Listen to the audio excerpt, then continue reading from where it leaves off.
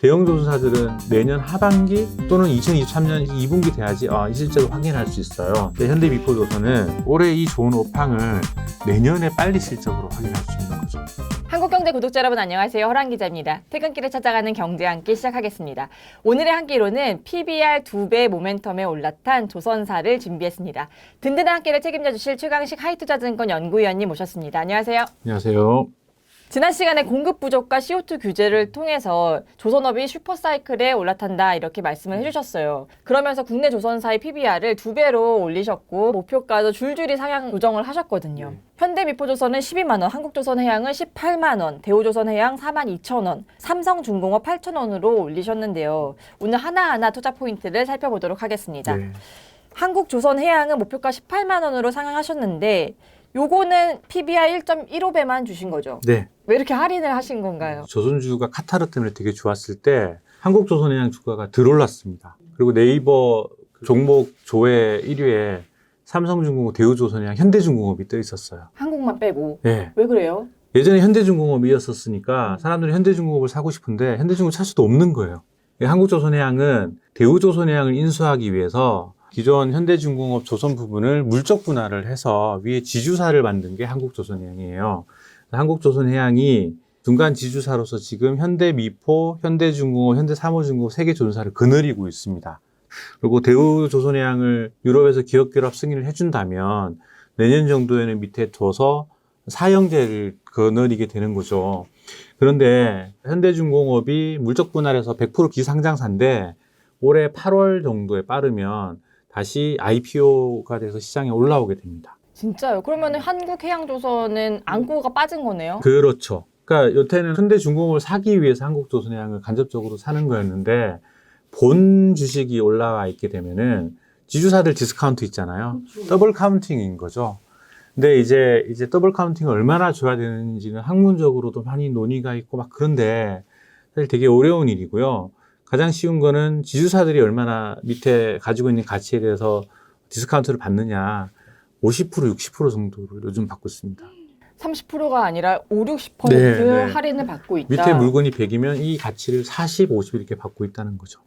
현대미포조선도 사실 상장이 돼 있고 네, 상장돼 있죠. 현대중공업도 IPO를 할 한다면 예정이고. 사실 남아있는 거는 현대사무중공업은 내년에 또 상장을 할 예정이에요. 그래서 이제 절반보다는 절반 조금 디스카운트. 높은 네. 1.15배를 적용하신 현대사무가 거다. 아직 비상장이기 때문에 이런 부분 때문에 계산을 해보면 1.15배. 그러면 이 한국조선해양과 대우조선해양의 기업결합 승인은 도대체 언제 판가름이 나는 걸까요? 2년 전 3월이었더라고. 2019년 3월에 갑자기 발표를 해서 시장은 놀랐고 진행되는데 워낙 마켓시어가 높은 두 회사니까 우리가 이해관계가 있는 모든 국가들의 기업 결합을 신청을 해서 승인을 받아야 됩니다. 싱가포르하고 중국하고 카자흐스탄이 지금 된 상황이고요. 가장 중요한 게 유럽이에요. EU가 우리 고객님들의 대부분이니까요. 근데 고민들을 하시다가 몇 번 미뤘는데 팬데믹이 터져버렸어요. 그래서 불가항력을 공식적으로 선언하고 스터디를 멈췄다가 이제 요즘 괜찮아지면서 한 번 더 올해 6월 달로 데드라인을 미룬 상황입니다. 자, 그런데 6월 달에 될 거냐? 안 되겠죠. 또 미뤄질 수도 있어요. 예. 영영 미뤄지는 거 아니에요? 그렇지는 않을 거고요. 언젠가는 될 겁니다. 예. 지금 문제가 되고 있는 건 어제 얘기한 LNG선에서 워낙 한국 조선사들이 90%, 95% 하고 있기 때문에 여기서 독과점이 발생해서 가격 통제를 하지 않을까라는 부분을 고민하고 있습니다. 근데 싱가포르이 기업결합 승인을 해줄 때 기업결합 승인을 해주는 여러 이유를 적었는데 그런 얘기를 했었어요. 현대만 독점하고 있는 어느 시장과 또 대우만 독점하고 있는 어느 시장을 봤더니 가격 결정권이 없더라. 왜요? 업황에 달려 있더라. 라고 싱가포르에서는 적어주셨어요. 그러니까 이게 네. 독점력을 행사할 수 있는 게 아니라 업황에 따라서 어떤 때는 셀러 네. 마켓, 어떤 때는 바이어 마켓 이렇게 네. 된다.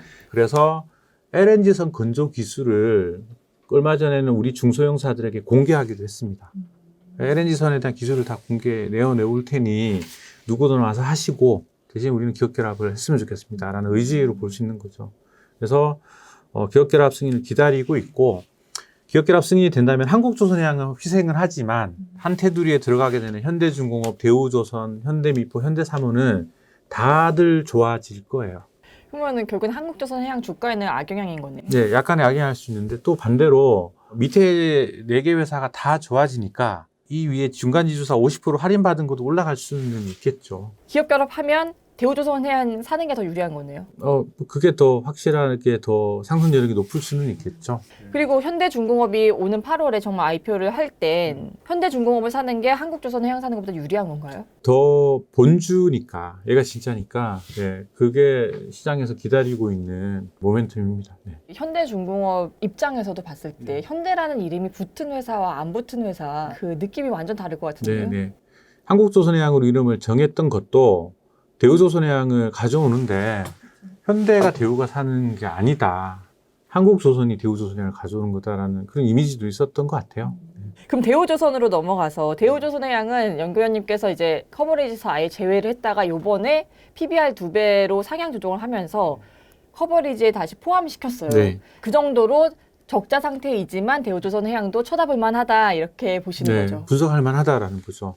제가 대우조선해양을 커버를 안 했던 건 채무조정 과정에서 너무 자본 변동이 심했고 또 2조 3천억 원의 연구체가 자본으로 인정받아서 들어와 있어요. 근데 우리는 자본 총계에다가 타겟 PBR을 몇 배 주는 산업인데 전환사채가 자본으로 인정되고 있으니 이걸 대체 빼줘야 되나 아니면 전환사채 주식을 더해줘서 계산해야 되나 지금 또 디베이트는 있거든요. 이런 부분이 너무 어려웠던 거고 보수적으로 하니 상승 여력이 별로 없고 그래서 굳이 이런 나쁜 얘기를 할 필요가 있을까였는데 지금은 조선업 전체를 너무 좋게 봐서 다들 PB를 높게 주니 업사이드가 보이게 돼서 새로 시작을 하는 부분도 있고요.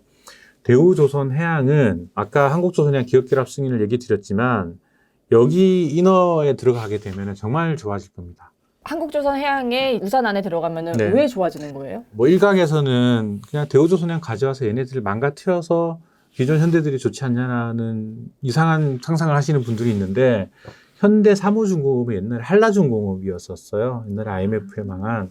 근데 현대중공업 그룹이 가져왔는데 현대사무중공업을 픽밥했느냐? 아니거든요. 실적이 똑같이 나와요. 영업이익률, 순이익률이. 그리고 현대사무중공업은 현대중공업보다 한 절반 사이즈인데 선박 제작 능력은 단촐하게 작은 데서 열심히 계속 반복 생산을 하니까 오히려 원가 경쟁력은 더 좋기도 하답니다.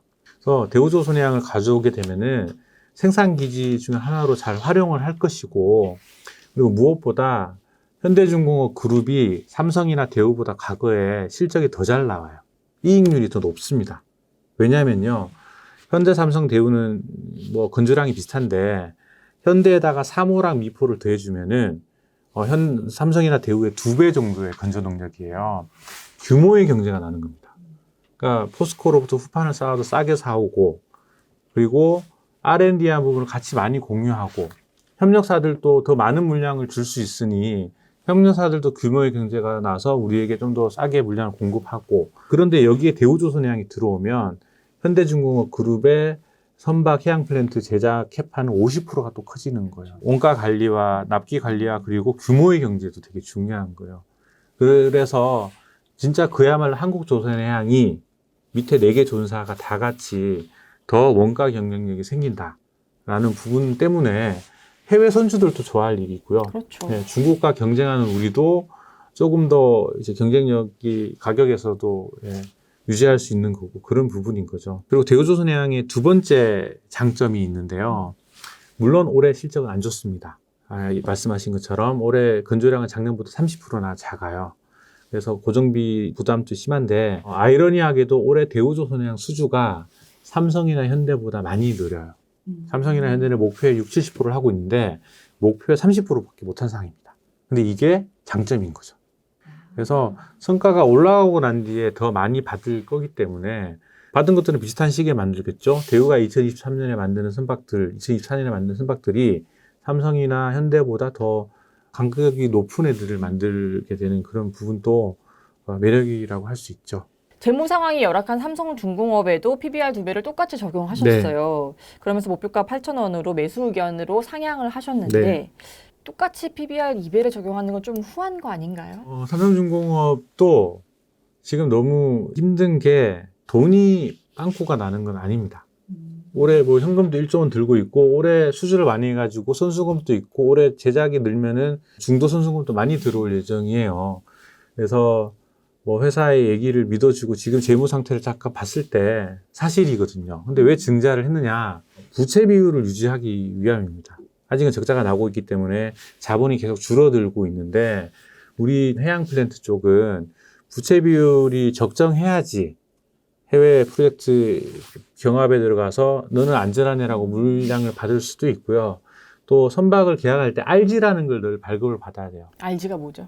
리펀드 개런티라고 일을 맡기면서 선수금을 10% 20% 주는데 조선사가 어떻게 잘못돼서 이 돈을 떼일 수 있는 거잖아요. 이런 보험을 금융권들 은행을 통해서 가입을 하고 선박 계약을 하는데 우리 금융권이 RG를 막 나눠주는데 이 조선사 여기서 부채 비율이 RG의 한도에 좀 영향을 미칠 수 있다라는 거죠. 그래서 지금 업황이 너무 좋은데 뭔가를 많이 하고 싶은데 재무 구조를 좀 이쁘게 만들어야 된다라는 부분 때문에 유상증자를 했다는 겁니다. 근데 물론 시장은 2013, 14년에 너무 많이 유상증자라고 또 했기 때문에 어이구 하지만 근데 다행히 앞으로 좋아질 거니까 저는 한 10년 정도 동안은 더 이상 유상증자가 없지 않을까라고 판단하는 겁니다. 앞으로 10년은 업황이 네. 좋아질 테니까. 네.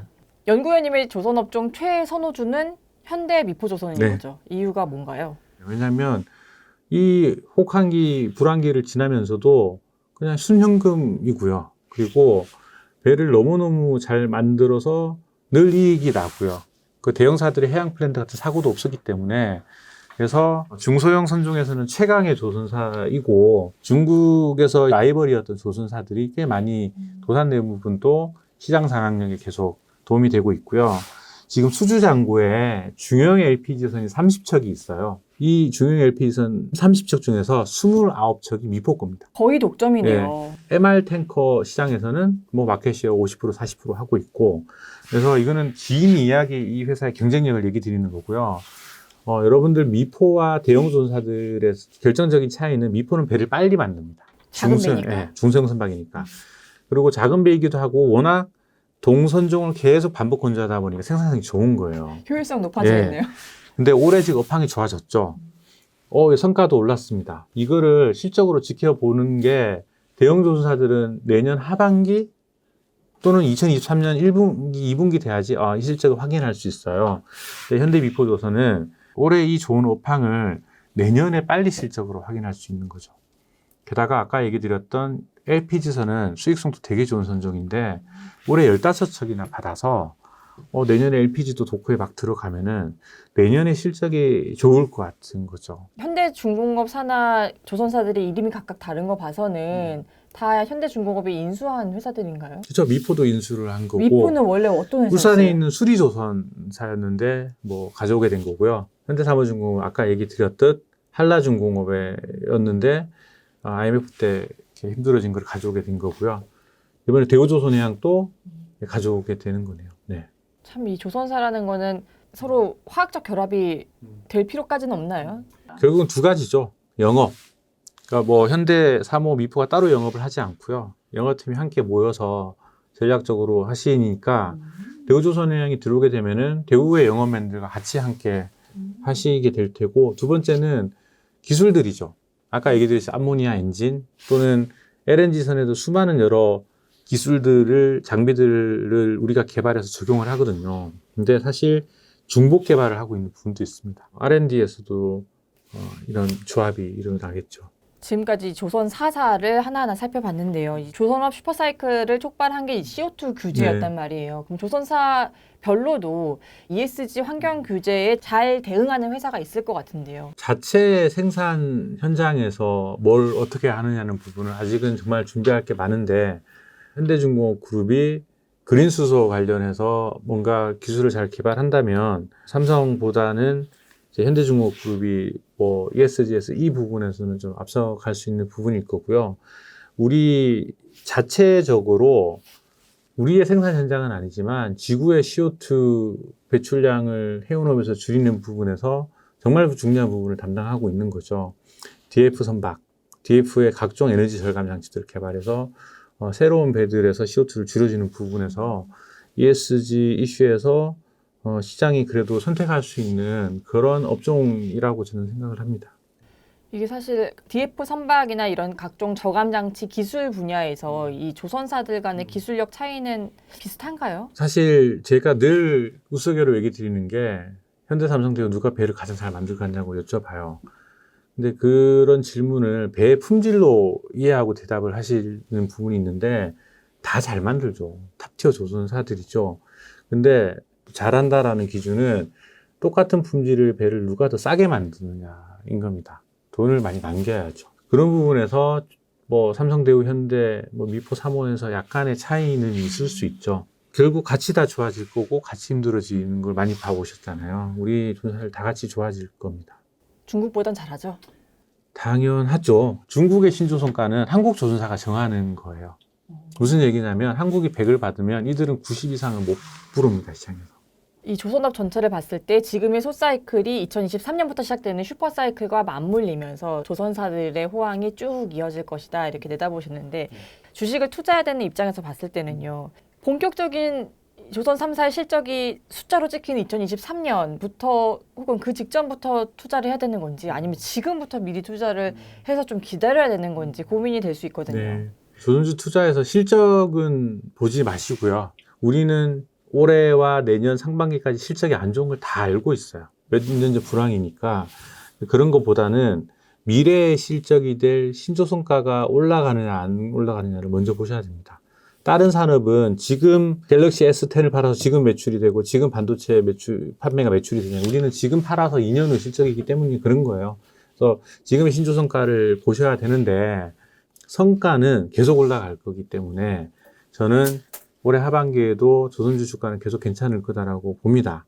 그런데 CO2 규제에 대해서 이 규제에 대응해서 선주들이 지금 발주할지 2023년에 공급 쇼티지를 확인하고 운임이 오르니까 신나서 발주할지는 약간 애매한 부분이 있다라는 거예요. 그래서 폭발적인 주가 상승은 늦어도 2023년에는 있다라고 저는 보기 때문에 조선주를 오래 가져가실 분들이라면 지금 사셔도 되는 거고 약간 저도 고민하는데 여러분들도 고민하셔야 돼요. 이거 선주들이 빨리 액션할 것 같아. 이런 부분을 판단하셔서 지금 사서 쭉 그거를 기다리고 있는 전략도 뭐 실패할 수도 있지만 성공할 수도 있는 건 거죠. 네, 지금까지 PBR 2배 모멘텀에 올라탄 조선 4사를 살펴봤습니다. 나와주신 최강식 하이투자증권 연구위원님 감사드립니다. 네, 감사합니다. 구독자님 든든한 한 끼 되셨나요? 저는 내일 퇴근길 맛있는 한 끼로 찾아오겠습니다. 감사합니다.